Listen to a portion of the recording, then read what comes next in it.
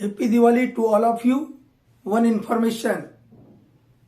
All PDF uploaded by me, viewers can view because I have changed the settings. Okay?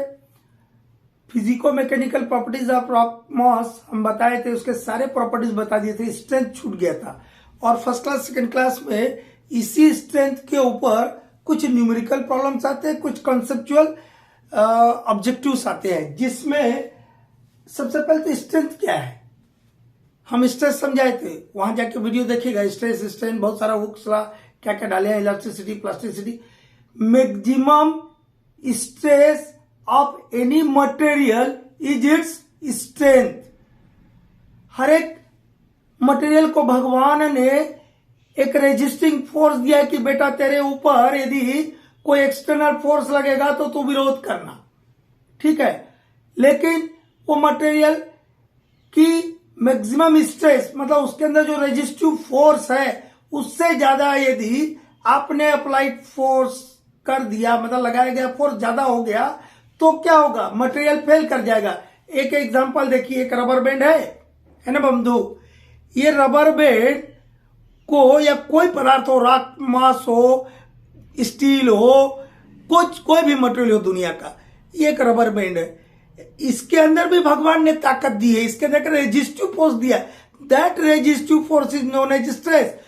तो इसके ऊपर मैं force लगाऊंगा तो ये क्या करेगा, उसका विरोध करेगा। देखिए देखिए देखिए देखिए, ये इलोंगेट हो रहा है, लेकिन फेल नहीं कर रहा। लेकिन एक ऐसा स्टेज आएगा कि ये क्या करेगा, मेरे फोर्स जो मैं फोर्स लगा रहा हूं उससे ज्यादा हो जाए तो ये टूट जाएगा, मतलब फेल कर जाएगा। देखिए अब टूटा भैया, टूटा।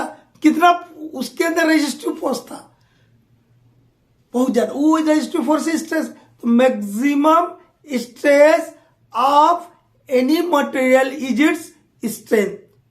Clear?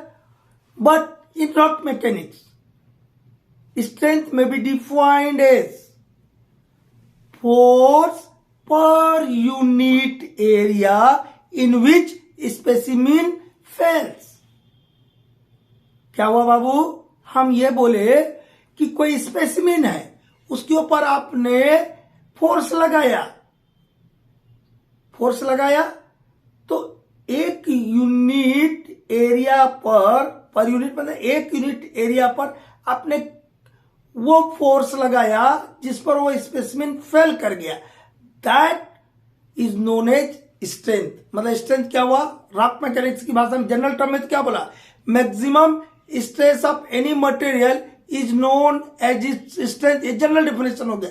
But in rock mechanics strength में be defined as force per unit area in which specimen fails. There are three types of strength: compressive strength, shear strength, tensile strength. Compressive strength, tensile strength, shear strength. Compressive strength are of two types: uniaxial compressive strength. It is also known as unconfined compressive strength. देखिए यहाँ लिखा, दो नाम है, कहीं confuse मत हो गया। यूनिएक्सियल कॉम्प्रेसिव स्ट्रेंथ या अनकॉन्फाइंड कॉम्प्रेसिव स्ट्रेंथ, ट्राईएक्सियल कॉम्प्रेसिव स्ट्रेंथ। और टेंसाइल स्ट्रेंथ में हम इनडायरेक्ट टेंसाइल स्ट्रेंथ टेस्ट देखे, ब्राजीलियन टेस्ट। इसका हम बहुत सारे वीडियोस भेजे हैं, आपको कैलकुलेशन भी भेजे हैं फर्स्ट क्लास सेकंड क्लास वालों के लिए।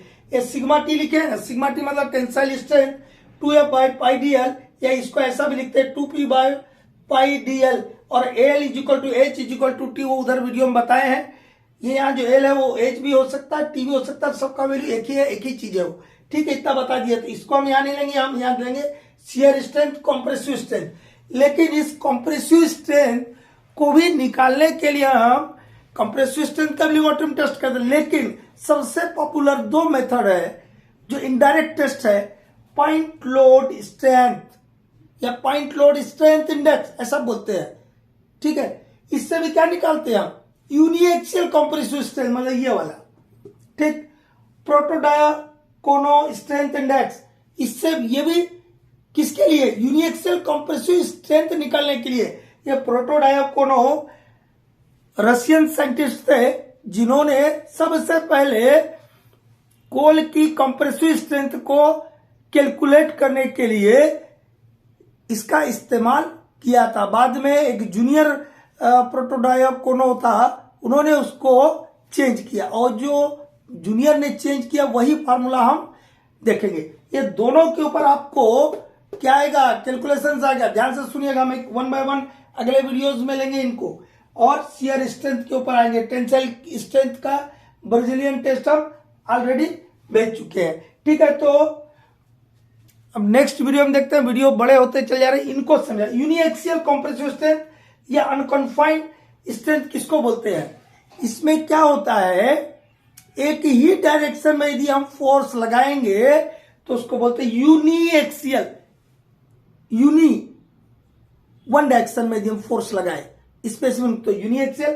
अनकन्फाइंड है, कॉन्फाइंड ये वाला है। कॉन्फाइंड क्या हुआ, चारों तरफ से घेर लिया। जैसे रशिया ने भी यूक्रेन को चारों तरफ से घेर लिया है ना, क्या कर दिया, उसको कॉन्फाइनमेंट कर दिया, अंदर बंद कर दिया, कहीं से निकलने का जगह नहीं मिल रहा। तो ट्राइएक्सियल कंप्रेसिव जो है कैसे निकालते हैं हम लेबोरेटरी में? ऊपर से प्रेशर लगा रहा है, नीचे से भी लगा रहा है, साइड से भी लगा रहा है, चारों तरफ से, ऊपर नीचे अगले पगले सब तरफ से यदि फोर्स लगा दिए किसी स्पेसिमेन के ऊपर, और वो जो स्पेसिमेन स्ट्रेंथ एग्जिबिट करेगा, that strength is known as triaxial compressive strength. But in uniaxial only one direction of force on the specimen is in only one direction. Getting my points?